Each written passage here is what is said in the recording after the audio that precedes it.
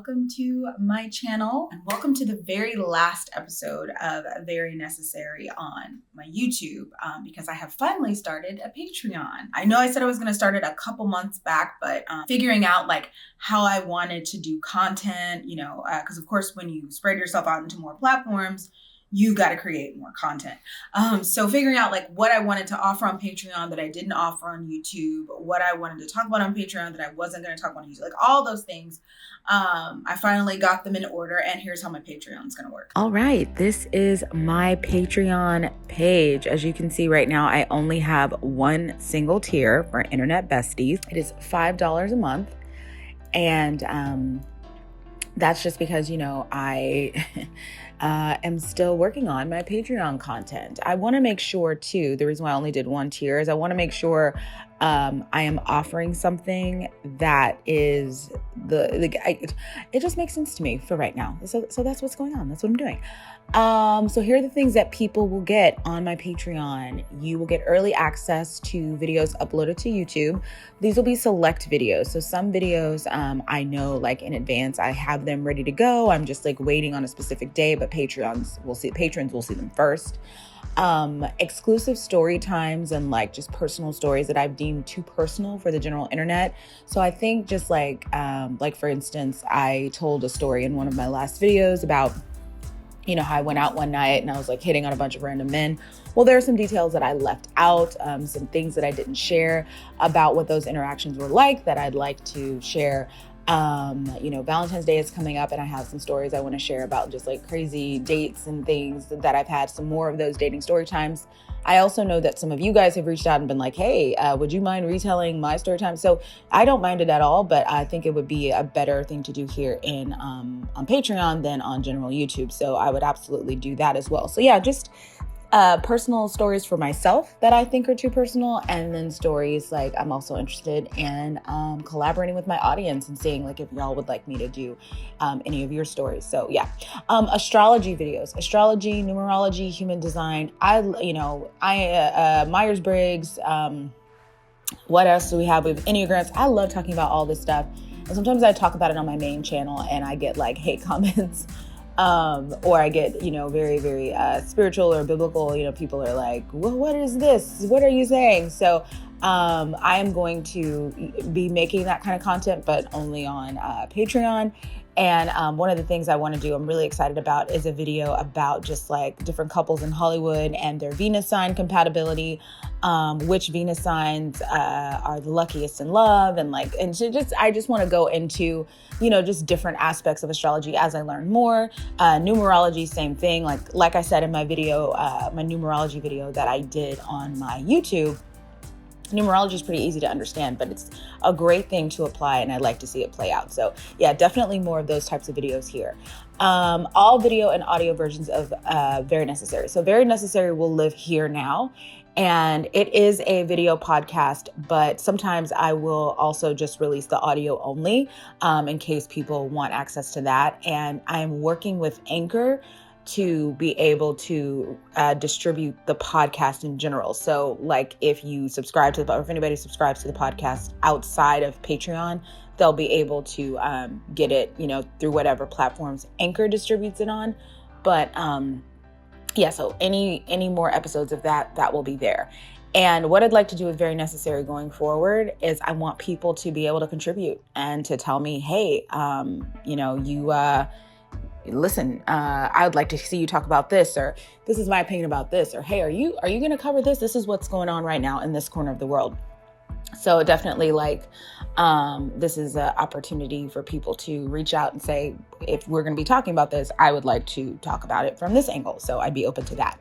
And that brings me into my last thing.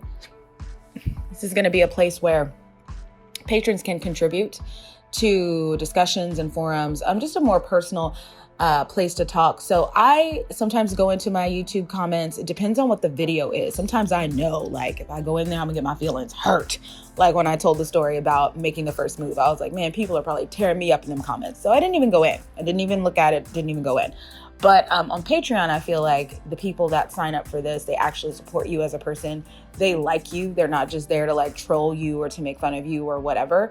So I'm definitely open to more discussions, more forums. Somebody asked me before, they were like, do you have a Facebook group? I haven't used Facebook since like 2016, but I think of like my Patreon as like my version of a Facebook group. So yeah, that's definitely something that I want to do here. Just allow people to just allow us to communicate more freely, kind of like as a community, and yeah, to discuss things. So that is my Patreon. It's only $5 a month for right now. I only have the one tier, Internet Bestie, and I hope some of you decide to follow along.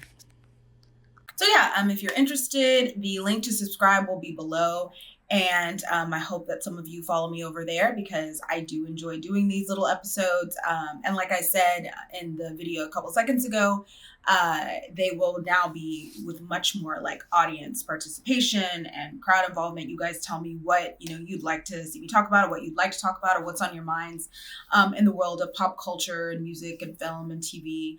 And if we are in agreement, I will fix it up for you. But yeah, I'm going to be doing this over on Patreon. There's a legal reason why I'm going to be doing it on Patreon too, but we'll get to that in the episode. Okay, so as this is the first episode of 2022, there's a lot that's happened so far. I mean, we're 21 days into the new year, and there's a lot of things that have happened. So I'm going to start off with like the big jolt that kind of happened in pop culture right at the beginning of the year. And for me, that was all of the celebrity deaths. We started off the year a little bit prematurely on New Year's Eve with Betty White's passing. And of course, everybody was sort of in jest blaming People magazine because they were going to come up with this big cover about how she was 100 years old. And, I think ever since kind of her resurgence in popularity in the early 2000s, like the early 2010s, really, I want to say around 2007, 2008, 2009, ever since her resurgence in popularity, we've all sort of been watching out for that.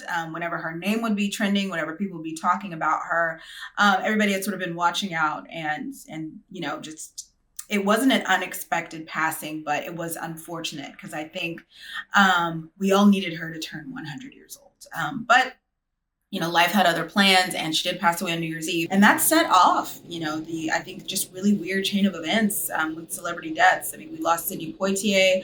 We lost Peter Bogdanovich, who I don't know that much about. I've never seen any of his movies, but I watched Dateline and I watched 2020. And so I know one of the big things that happened to him was that his girlfriend, who was a Playboy playmate, was murdered by her boyfriend or her ex-boyfriend.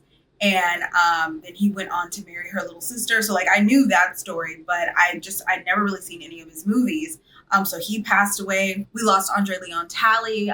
He was, of course, a famous, fashion personality, and he worked at Vogue, and he had a long-standing and yet contentious relationship with Anna Wintour. But I want to be honest with you guys. The celeb death that just rocked me was Bob Saget. I grew up, Full House was my lifeblood when I was a kid. And I remember at one point thinking as a child, like, where did the show even come from? Like, I just always remembered it being a part of my consciousness. And it was one year we were watching Christmas movies as a family, like our own home movies. And I'm literally running around in the living room, like in my diaper. And Full House is on in the background. And so since I could like make memories, this man was around and on my TV. And I feel like I grew up with those girls. I desperately wanted, like a lot of girls in the 90s, to be a twin. I did get very involved in a way that I'm not wanting to admit to you all right now, like to the full depths of it. But I got very involved in Mary-Kate and Ashley Olsen fandom. I had a number of their videos. I would wake up early on Saturday mornings so I could see their original music videos on the Disney Channel.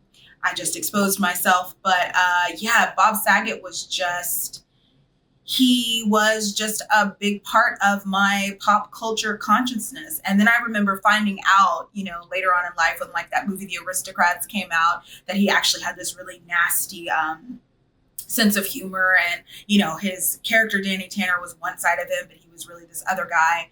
And that just made it more interesting to me. And when he passed away, too, he was about 65. My parents are right around that age.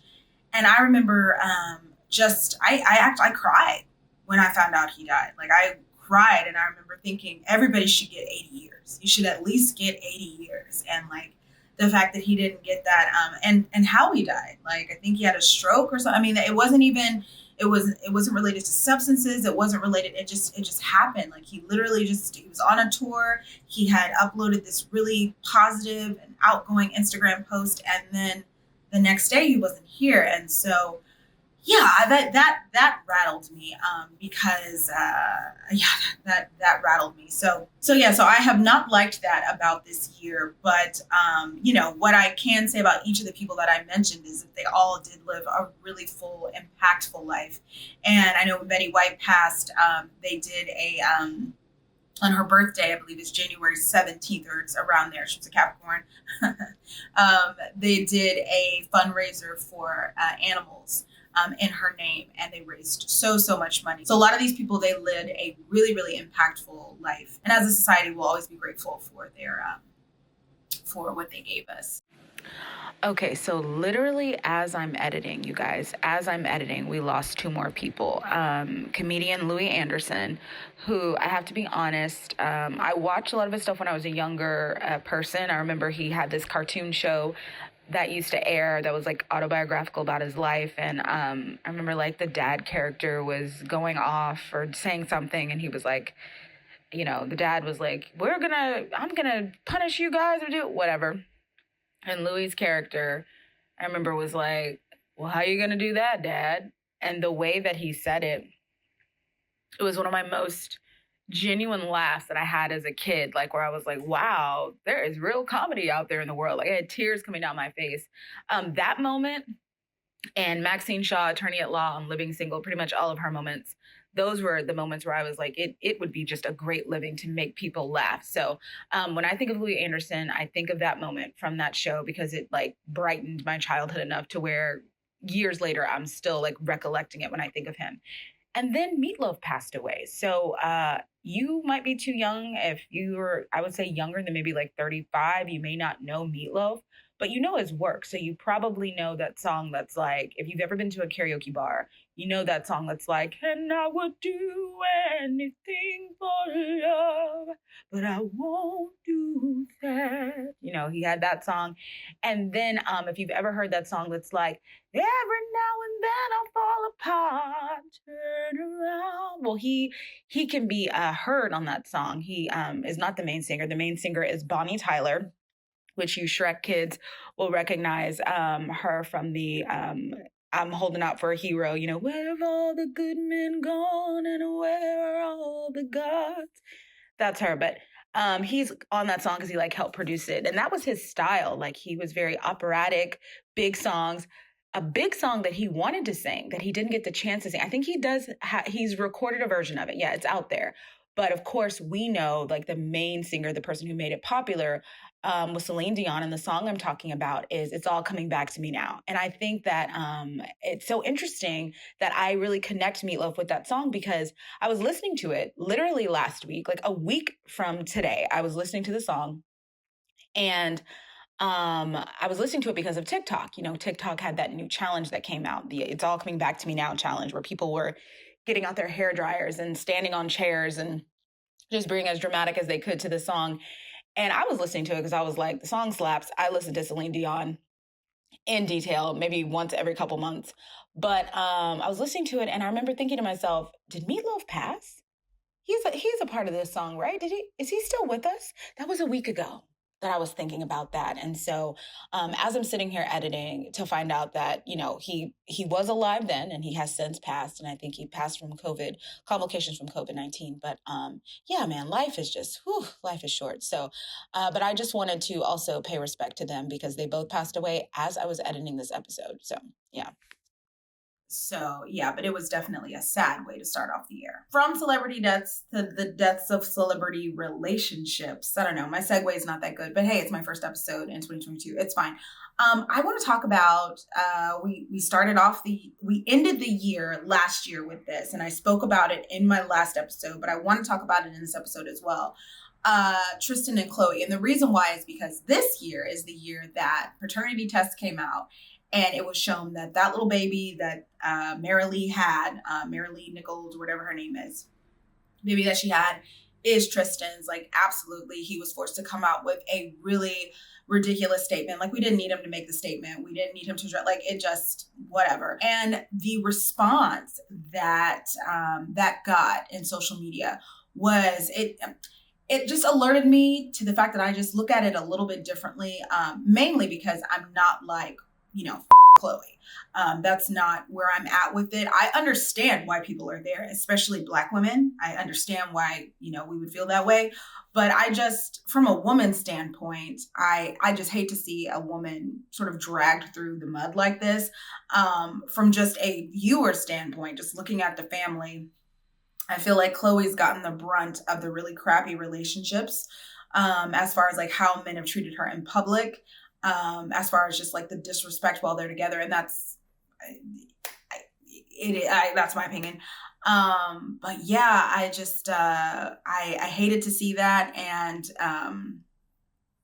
I feel like when he came out and made that statement, it was like the final nail in the coffin. Like, yes, this did happen. Can't take it back. This is a person that's going to be here. I will say that I do feel like it's a little interesting that she would always talk about how True needed another sibling. She needs another sibling. And people would point out to her, well, she does. She has a brother with the first girl that he like begged to have his baby, Jordan. And, Chloe basically, without saying it, was saying, oh, no, that's not what I mean. She needs a sibling where they have the same parents. And so I just think that it's interesting that Tristan's like, nope, you thought, but I'm going to just give her as many siblings as I want and you'll have nothing to say about it. Mostly I hate seeing it happen because, True, that's the one girl that he had. And she's going to be a Black woman no matter what she's mixed with. And she's got a white mother who has obliterated herself with plastic surgery, and she has a philandering father. And we see how the performances of Black fathers affect Black women and affect how they choose men. And if True does decide to go into heterosexual relationships, if that's what she is drawn to, then what kind of partners will she be drawn to? What kind of things will she have to hear? And so I hate that for her. But yeah, I definitely was like, ooh, that is a tough way to start a year. No matter how you feel about Chloe, it's a tough way to start a year. Speaking of the Kardashians and their relationships, I got to talk about Kim. So I know I just said that Chloe has the most embarrassing partner, and I meant that as far as how they treat her, not how they act in the media, because of course I think Travis Scott really took the crown with what happened with Astroworld. And I chose not to talk about that because it was a huge tragedy. And, I, for the most part, try and keep this light. And I mean, people literally died in that situation. And then I think I recorded a couple weeks after it happened. So that's why I didn't bring it up. But yeah, absolutely. He sort of took the crown for like, that's your man? This what he was involved with? Damn, that was rough. But my point is more so how they embarrass her, like as far as their partnership is concerned. And to me, Chloe gets drugged through the mud publicly the most with Tristan. And then of course with Lamar as well, who came back from obscurity and like hit her up publicly and was like, hopefully we can talk again after what happened with her and Tristan. It's just like, oh God, she needs to move and like change her name, but whatever. But Kanye West and Kim Kardashian. Kanye is, I'll tell you what, until 2020, until Trump got it, until about 2016 or whenever that time was where he started wearing the Make America Great Again hat and going on TV and having public meltdowns, Kanye was an issue because he was a big egoist and he was a narcissist and whatever. But it was like, okay, well, they're a good match for each other. They're both like that. So what? But when he started saying what he was saying about the family and kind of dragging the family's name through the mud, dragging Kim through the mud, whether or not they deserved it, I don't know. I don't see how they treat him. I'm not in the situation. That is when I was like, ooh, he is sort of taking, that crown away from all of Chloe's partners as far as how he makes the person that he's with look in public. And, of course, Kim got a divorce and she sets those boundaries and she's whatever. But what surprises me the most about Kanye is that women still want to date him. I don't understand that. And it's the same thing for me with Tristan. Like, I don't get why women are still like, I'm going to have sex with you. I don't get that. I'm going to do it unprotected. I don't get that. I just don't understand why somebody would sign up to be treated that way. But with Kanye, I'm just like, wait, why would you want to be in a relationship? Like, you see how this goes. You see how he treats people. And of course, now we know he's dating Julia Fox. And we know that he's playing dress up with her. He's putting her in this outfit. He's making sure he does this. He's taking her here. And what's interesting about her is that she's come out and said, I'm just going to submit to I think she called it like the Ye machine or the world of Ye or something like that. Because, legally his name is just Ye and not Kanye West anymore. And I just feel like for me, no matter what my connection is with somebody, hopefully I could look around and see how he just like the literal path of devastation that he's left in his wake. For example, this past weekend, Chicago and Stormy had a joint birthday party. And he was making videos all over social media about how he wasn't invited. He wasn't allowed to be there. Nobody would let him in. Nobody would give him the location. Nobody would. And, given his past history of blowing things out of proportion and saying things are true, it's just, he has no real boundaries. He has nothing he won't say or do. And some people can say, well, he's talking about his kids and he's talking about, is he, or is it the relationship that he has with their mother? We all know, we followed, his behavior with Kim. We followed the breakdown of their relationship. And when I look at his behavior, I just have a problem understanding why any woman who was sane would be like, okay, I'll date him. I would be so scared. I would be so afraid. Like, I would not want anything to do with that whole situation. But I do think he attracts a certain type of woman. I think it is a woman who just, like Julia said, they want to give in to whatever energy he gives off, whatever power he gives off.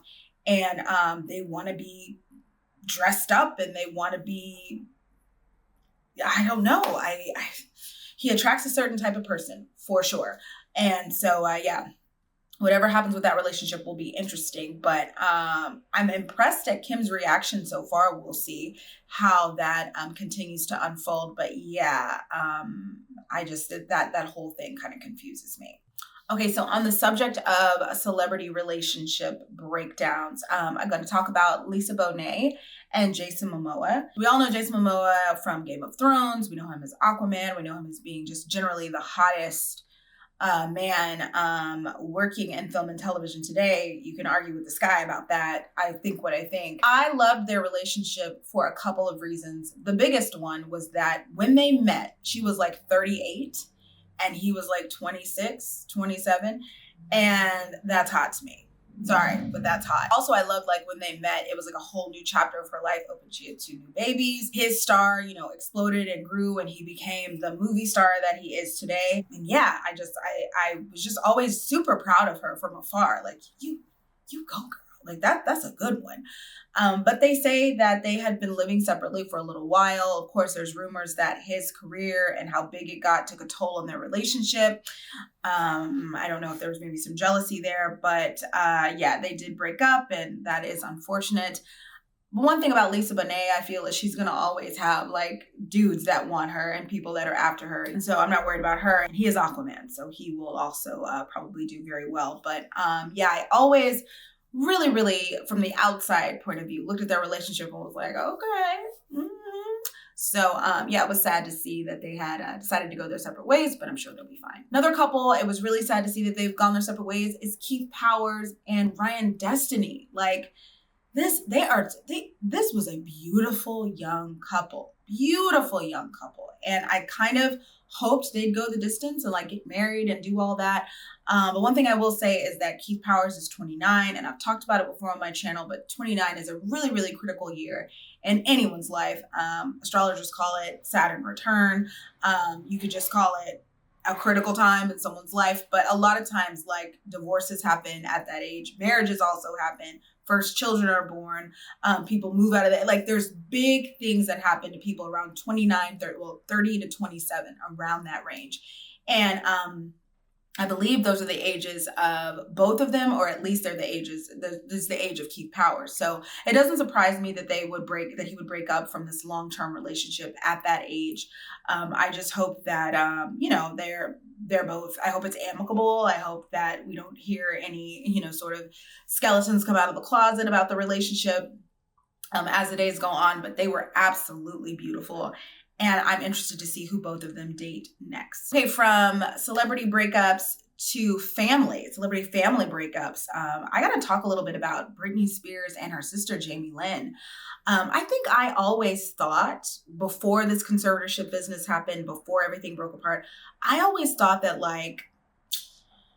Britney Spears and Jamie Lynn were allies in this situation. And I don't know why, but I thought that maybe Jamie Lynn was more, I don't know, I thought they was cool. But this past couple weeks, whatever, that is not the case. The mess began whenever, of course, when the conservatorship was over and Britney was like, my whole family is to blame for what happened to me. Jamie Lynn had to cut off her comments on social media. People were sending her death threats. They were attacking her family.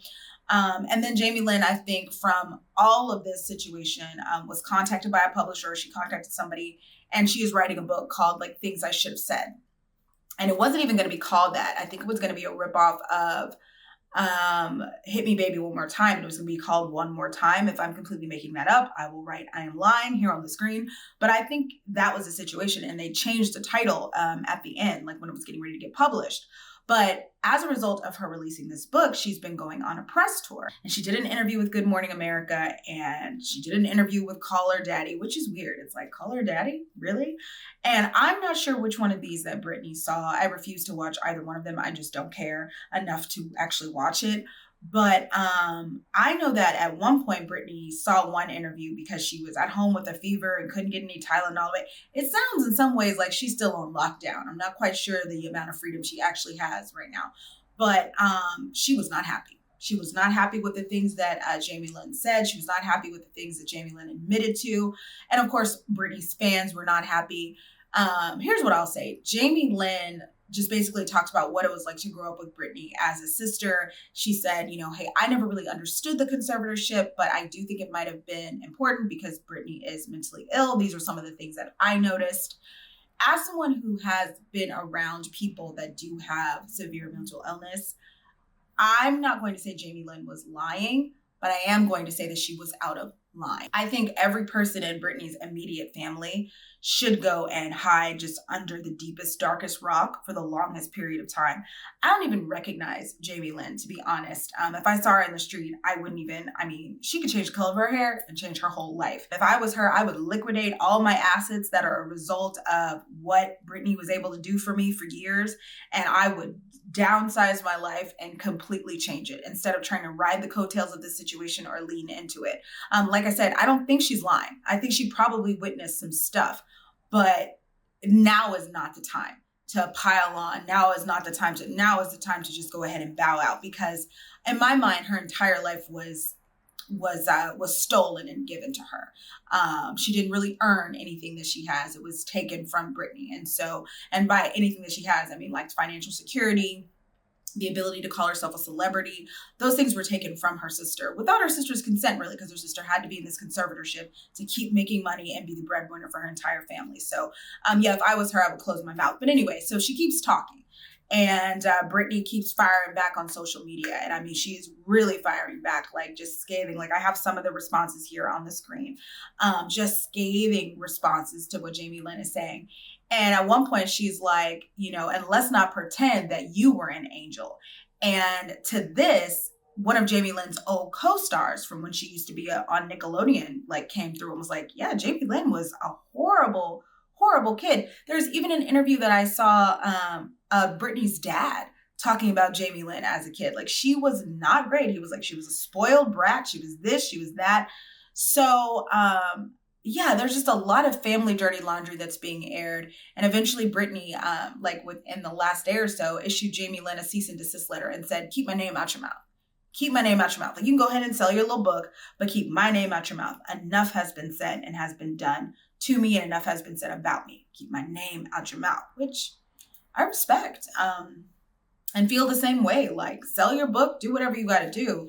But see, the thing is she can't sell anything without Britney, and that's the issue. And I feel this way, like, if you're gonna say something about someone, you need to really make sure like your closet is clean of any skeletons, your front door has been swept up around. Because if people can come back and say the same thing about you, they're absolutely going to. And Britney DGAF right now, she don't give up.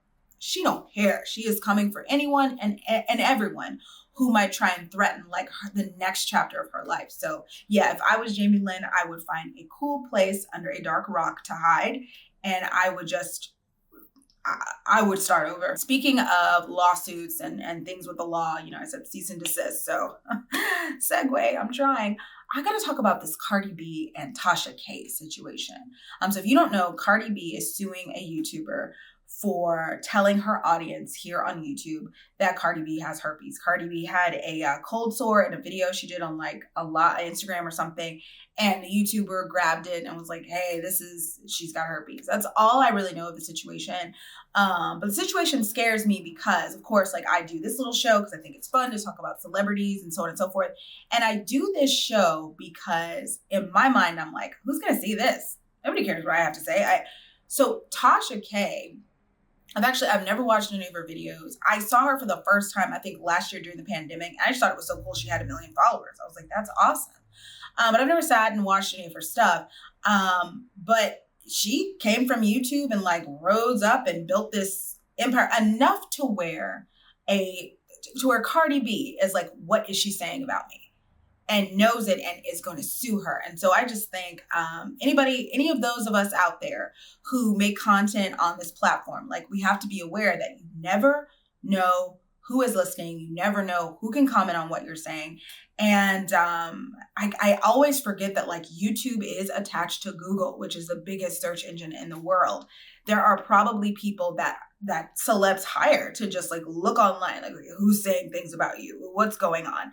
And so I think for that reason, that's another reason why I wanted to start a Patreon. And like, I was serious about it. I was like, if you really want to talk about celebrities and what's going on, you need to put it behind a paywall, because yeah, like, I'd never know. Now, of course, I always talk about things that are commonly known. I talk about things that most people already know. I get my stuff from widely known apps and widely known websites, and I get my things from like verified sources. Like, anybody can look up my information. And I think in the Tasha K situation, like, that wasn't something that was widely known. She was like breaking that to her audience. But yeah, it's something you want to be careful of if you create content and you do talk about celebs, because you never know when they might be like, that's cute, little YouTuber, you're done. And yeah, I don't want to be in that situation. So speaking of another situation I don't want to be in, I got to talk about this. It's a bit of true crime here. And the reason why I want to talk about it now is because it looks like the family might actually get justice for the situation. There was a YouTuber and her name was Lauren Smithfields. And I know about her from TikTok. I know about her situation from TikTok. I did not know about nor watch her YouTube channel when she was alive. She has unfortunately passed away. And she passed away during a Bumble date where her date claimed he woke up, she was like bleeding from the nose, and he was like, what is going on? He called 911. They came and got her, and that was it. They would not release the results of the autopsy to her family. Her family had to request their own autopsy to be done. They had to pay for it out of their own pockets. Police refused to pursue him as a suspect or even to really question him because they said he was a nice guy. So here's the other thing about that issue. Lauren Smithfields was a Black woman, and her date was a white man. And what really scares me, they met on Bumble. And what really, really scares me is he's the kind of guy that I think that I would have swiped on. 37-year-old design engineer, absolutely. Like, I would have swiped on him. Now, I'm actually not using the dating apps right now. I know I made that video like a week ago, and I was like, I'm going back on dating apps. And I have another video that I'm working on where I talk about why I decided it might not be for me. I haven't deleted my profiles, but I've not messaged anyone, not talked to anyone, and definitely not been on any dates. But moving on, they met on Bumble, and they've got these stories, and apparently the story goes, we only have his side, but they met up. He went to her house. They were drinking tequila. She drank too much, and died in her sleep of alcohol poisoning, basically. That's what he's making it sound like. And her family is like, we don't believe that. What did you do? So I think the good thing about the situation is people finally released a picture of him. Cops are finally looking at him like, was there foul play? And I think it's an important case because once again, it's an issue of, how the media and how police treat Black women and treat crimes related to Black women, missing Black people, missing people of color in general. I know last year when Gabby Petito went missing, people talked about missing white girl syndrome and how the media, everybody will hop on and try and figure out what's going on because, you want to see the pretty white girl return to her house. But when it's a woman of color or man of color or person, whatever, the energy is not there. And so I hate the fact that the family felt like they had to come out of their pockets and get their own autopsy performed. And of course, I hate what happened to this young woman who, went on this date and didn't survive to see the next day. So I'm going to keep watching it. I hope that the truth does come out. And that's all I'll say about that for now. So I do want to end this episode on kind of an up note, which is hard to come back from that, but I'm going to try. And I know I started off talking about celebrity deaths, so I want to talk about some celebrity births. Lots of celebrities celebrated their birthday here in January. And, because lots of celebrities happen to be Capricorns, which that's not a surprise. I talked about Betty White. Her birthday is January 17th, or it was January 17th. But we started off the month with, we had Issa Rae celebrate a birthday. I know Julia Louis-Dreyfus celebrate. There are so many celebrities that have birthdays in January. Like I said before, it's not surprising to me. But I think the most important one was Blue Ivy. She turned 10 years old. She is in the double digits now. And you guys, when Beyonce first said she was pregnant, I want everybody to know that I wept for hours and called everybody in my phone and had to be talked down. I was so disappointed because I thought it meant she was no longer going to tour anymore. I thought it meant she wasn't going to make music. She was going to settle down and, just be like a stay-at-home mom and occasionally release compilation albums. I remember I hadn't wanted to go see her tour for Sasha Fierce because I didn't really like I thought it was too long, and I liked some of the songs, but some of them I was like, what are we doing? And so I was so mad at myself for not going to that, and I felt I would never be able to see her perform, and I'm dramatic. Little did I know, she was gonna, be strong enough to have the babies and get back to business. As a collective, we've gotten to watch Blue grow and become in some way her mother and her father reincarnated as the same person. But this picture did come out this week and a lot of people saw it and they were like, oh my God, she is literally Beyonce just all over again, which I don't think that's fair. I think she's going to very much be her own person and move in her own lane, which I think is so important when you have a mother with a big personality like Beyonce. I think it would be very easy to just compare yourself and to, I'll never be older, but she doesn't strike me. I've never met her, but she doesn't strike me in the things people say about her as being that type of kid where she's going to feel like the need to compare herself to her mom. I feel like she's going to really, really make her own way in the world. And so, yes, I was not excited 10 years ago, but I am excited now. And it also does mean that I am 10 years older, which I'm not excited about, but whatever. But yeah, a lot of people celebrated birthdays, lots of Capricorns in Hollywood. I was on TikTok and they have the little, who is your soulmate type thing. So I used it. I don't post anymore for now, but I used it and just to see what it was. And it said that my soulmate is a Capricorn. And since every guy I dated from the year 2018 to 2020 was a Capricorn, I'm not surprised that that's the case, but it was never fun. So I'm just we'll see. Anyway, like I said, if you would like to follow me over to Patreon, well, I will keep publishing these episodes. You absolutely can. Of course, I'll still keep posting here on YouTube. It'll just be, the content will be slightly different. And as always, thanks for watching.